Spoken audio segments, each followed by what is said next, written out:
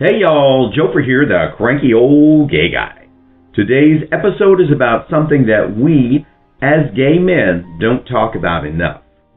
And that is touch deprivation or skin hunger. It's something a lot of older gays live with quietly. It's not some scene-grabbing dramatic event, and it's not something we announce to the world. It's just there. A kind of background ache that becomes normal until you realize how long it's been since someone has held you or even put a hand on your back. And it's become a pandemic for a wide swath of the older gay community. I am here today to talk about it plainly because pretending it doesn't happen doesn't help any of us. Touch is the first sense we develop, and it happens in the womb. It regulates our stress levels, lowers blood pressure, and literally calms the nervous system.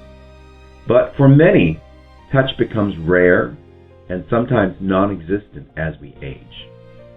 Partners pass away, friends move or drift away, and a lot of us live alone, often by choice. But there's another layer that's specific to gay men, and especially older ones. We were taught not to touch each other. You probably noticed that growing up that women touch each other freely. They hug, they link arms, they sit close, they fix each other's hair, they touch each other's wrists when they talk. Nobody assumes it's romantic or sexual. Nobody accuses them of coming on too strong. Their touch is allowed because casual, affectionate, and socially safe. I don't like that at all.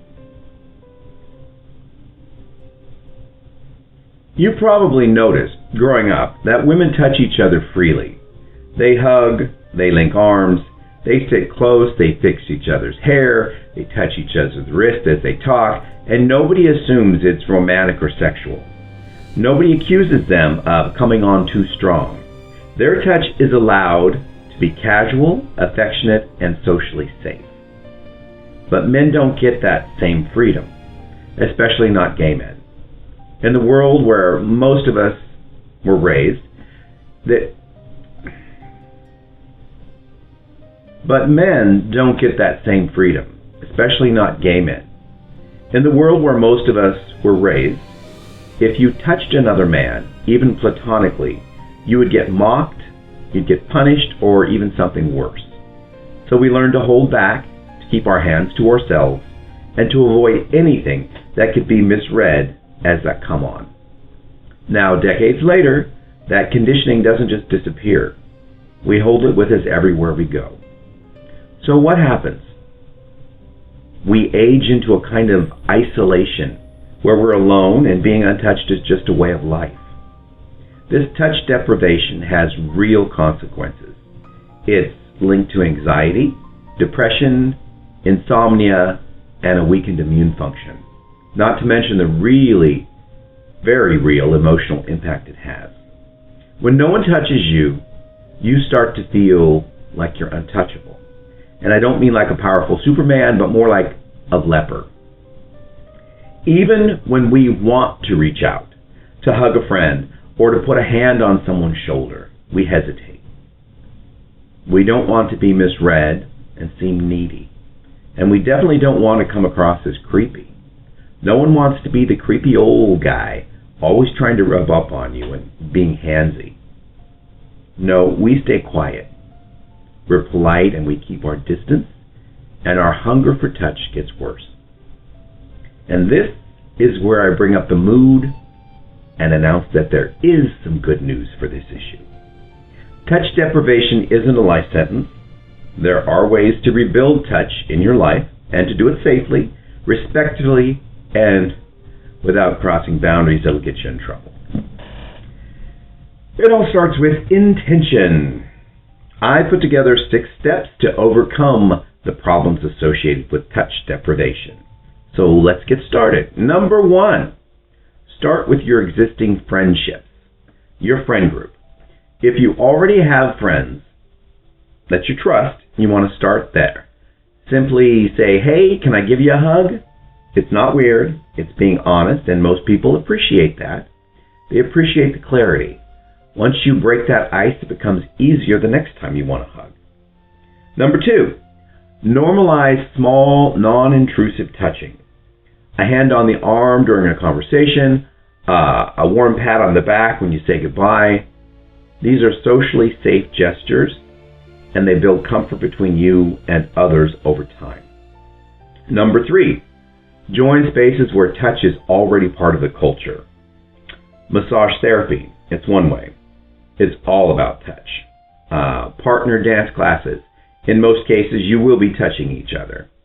Yoga with hands-on adjustments, where the instructor comes up and touches your body and tells you how to move.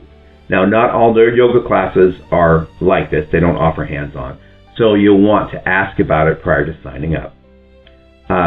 Queer and gay male retreats. These are often built around male physical interactions. And then there's cuddle groups.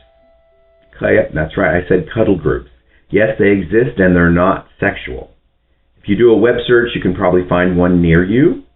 I think they're probably more popular for straight women, middle-aged straight women, but I definitely know gay men that would be up for something like this. Now, these environments make touch normal, expected, and consensual.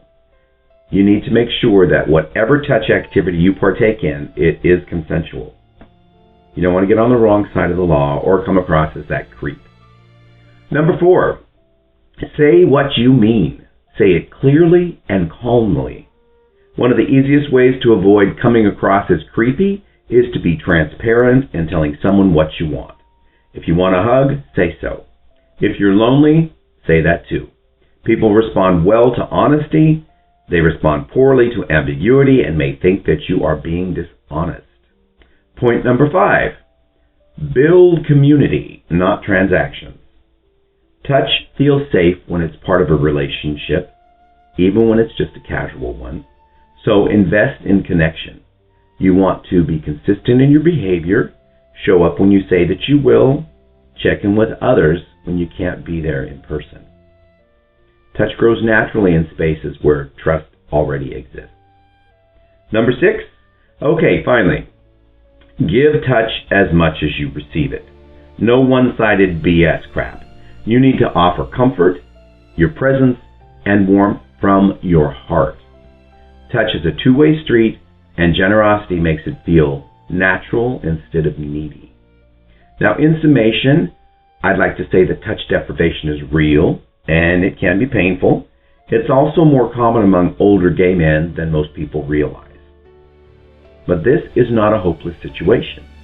We can rebuild touch in our lives by going slowly and respectfully without shame. As human beings, we deserve connection. We also deserve comfort and love. We deserve to be held in real time and not just in some distant memory that we had from the past. And if you're feeling that hunger, you are not alone. You can satiate it. A lot of us are climbing out of the same quiet place and looking for the same person-to-person physical connection. So let's do it together. Reach out and lend a helping hand to your brother in need. Now, if you found anything in this episode that you sync with, please let me hear about it in the comment section below. And if you haven't subscribed yet, please do. It really helps the channel grow. And until next time, this is Joefer, the Cranky Old Gay Guy, reminding you all to stay cranky, my friends.